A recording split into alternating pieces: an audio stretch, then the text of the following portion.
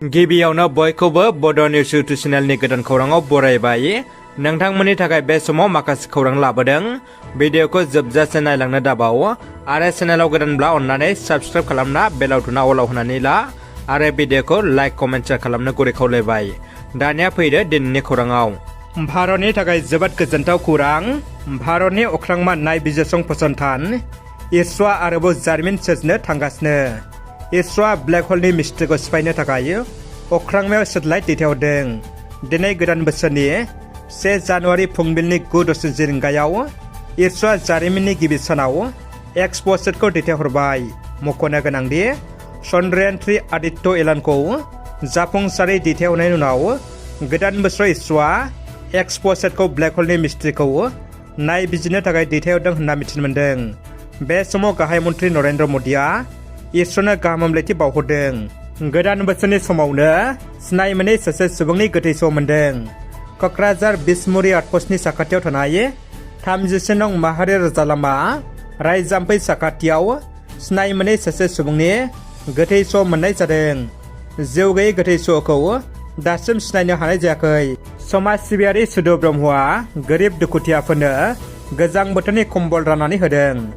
क'क्राझार जिल्ला सालाकाथि ओनसोलनि सिङाव थानाय 2 नं सातबिन्दो गामिनि गोख्रों सासे समाज सिबियारि सुदु ब्रह्मआ बोसोरफ्रोमबो होबनाय बायदि देग्लायबो गोदान बोसोर लोब्बा लाखिनानै पद्मबिल गामिनि गंगु गोरिब नखरफोरनो गोजां बोथोरनि गोनांथि जानाय कम्बल राननानै होदों।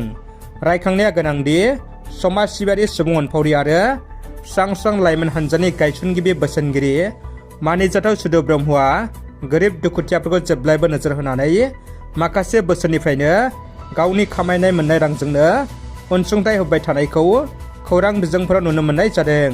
थिग बेबायदिनो दिनैबो गोदान बोसोर लोब्बा लाखिनानै पद्मबिल गामिनि साम्फद दालाइसा दुलाराय बर' फरायसा आफादनि आफादगिरि बिरदाव ब्रह्मनि नखराव लिंथुमनानै गंगु गोरिब नखरफोरनो गोजां बोथोरनि गोनांथि जानाय कम्बल राननानै होनाय जायो। आरोबाव थांनाय 3 डिसेम्बर गोजाम बोसोरनि जोबथा दानावनो बिथाङानो 2 नं मुराबारि गामिनि माखासे गोरिब दुखुथिया गं 21 गोरिब नखरफोरनो कम्बल राननानै होनाय जायो।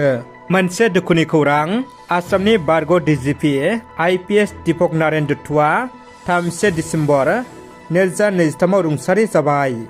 बारग' DGP IPS दीपक नारायण दत्तआ रुंसारि जानायनि उनाव 31 डिसेम्बर आरो 1 जानुवारियाव गोदान बोसोरनि रंजानाय फालिथायखौ दोनथ'नो थाखाय गासै आसाम बिफानखौ बिथोन होदों। IPS दीपक नारायण दत्तआ इं 2005-2006 मायथाइसिम आसामनि DGP जादोंमोन। समाज सिबियारि जिसुआ सोमफ्रामारिया दुखुथिया नखराव खौरां लाहैनानै अनसुंथाइ होबोदों।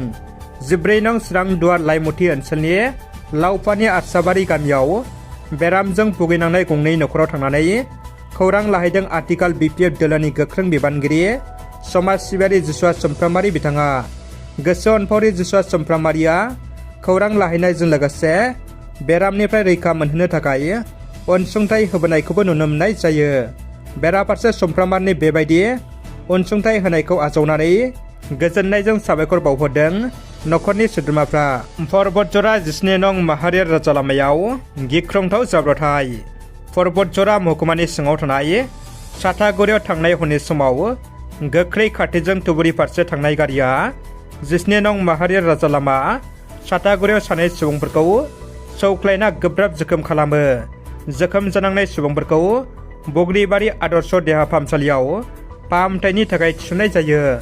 जाथायथिलियाव बग्रिबारि पुलिसआ नुजाथियो आरो जाथायनि सायाव थारगुमु लायो। गोदान बोसोरनि जागायजेननायाव गिबि मन्थ्रि हेमन्त बिश्व शर्माया मिजिंनि गोबां खौरां होदों। बे बोसोराव रायजोनि सुबुंफोरा मा मुलाम्फा जागोन? गिबि मन्थ्रि डक्टर हेमन्त बिश्व शर्माया 1 जानुवारि खालि रायजोनि सुबुंफोरनो गोबां मिजिंथिथाव खौरां होदों। 2024 मायथाइयाव डक्टर हेमन्त बिश्व शर्मानि आसाम सोरखारनिफ्राय मा मोनगोन रायजोनि सुबुंफ्रा?